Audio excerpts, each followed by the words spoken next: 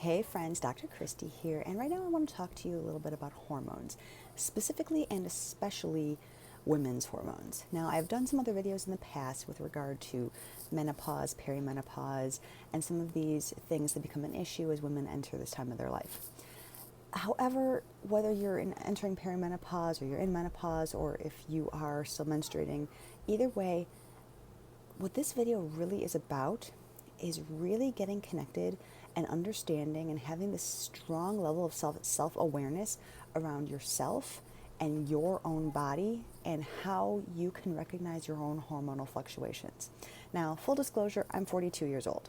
So it has taken me a little bit of time to get here. So if you're watching and you're 21 years old, I did not know this. I did not have this level of self-awareness around my body and my cycles probably until the last 5 to 10 years or so. And with each passing year, I gain a new level of understanding and a new level of respect and awareness around myself and what parts of my cycle indicate and where I'm at on these things. And it can vary from month to month. It can vary from week to week, year to year.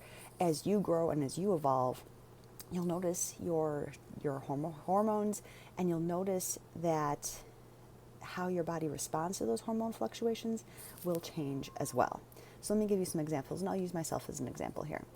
So generally speaking, when you menstruate, and there's a lot of things that go into this, of course, but I'm going to try and keep it very simple. When you menstruate, your cycle is, let's just say you have an average 28-day cycle. Now, this, of course, can vary anywhere between, ideally, no shorter than like 25-day cycle, all the way up until about 32, 33 days. That's kind of a good, healthy average window for an average female cycle. If you're going much beyond 33 days, that starts to look at, okay, what other hormonal implications are present that are causing you to have longer cycles or shorter cycles. Either way, this is our general range. Day one of your cycle starts on day one of your period. And through that's the follicular phase when things are starting to build up, ovulation, things peak. Up until about ovulation, based on the hormones, you start to feel so clean. You start to feel so clear.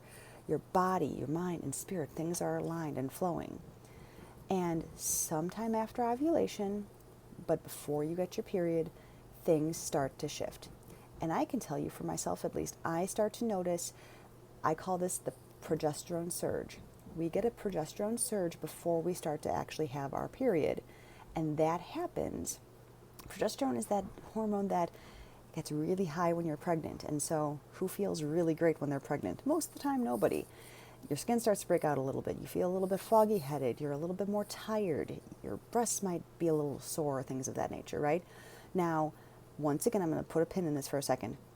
All these symptoms, while I'm describing higher progesterone levels and how they can impact your bodies, I still truly believe that if we are balanced and if our bodies are healthy, the symptoms that we experience from this change and fluctuation of our hormones shouldn't be night and day. It shouldn't be this catastrophic, oh my God, I'm a week out from getting my period. Nobody talked to me. I'm just a total nightmare. Give me all the Midol.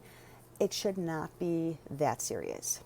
To me, and how my body experiences it, especially at this point in my life, I experience it like, I feel a progesterone surge because I want to eat everything. And I'm normally very clean, very healthy. I don't really crave much sugar and garbage foods, but I want to eat everything. And it's not like I'm even craving sugar or garbage. I just want to eat nonstop. So when I feel that ravenousness start to set in about a week to a week and a half before my period, I'm like, here comes the progesterone. So I don't need to do anything about that. All I need is to be aware of it. Okay, I know what this is. Maybe give myself a little bit more grace on any mental, emotional tasks that I have that week.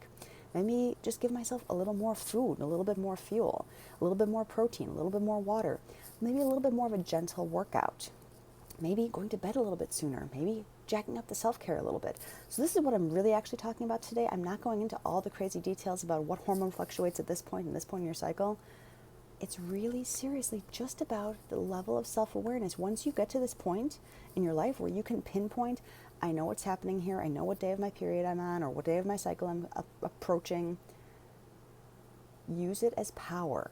Use it as knowledge to know this is where I'm at and this is what I need. I can set different boundaries. I can communicate better with the people that are in my life who are supporting me.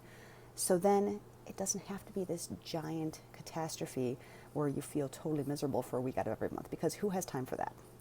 Quick message for the day, and a kind of broad one, but it gets a little bit more specific. If you have questions specifically about your cycle or about what you might be going through hormonally, please drop them below. I'm happy to do another video on hormones, because hormones are a big one. So love to you all, and have a good rest of your day.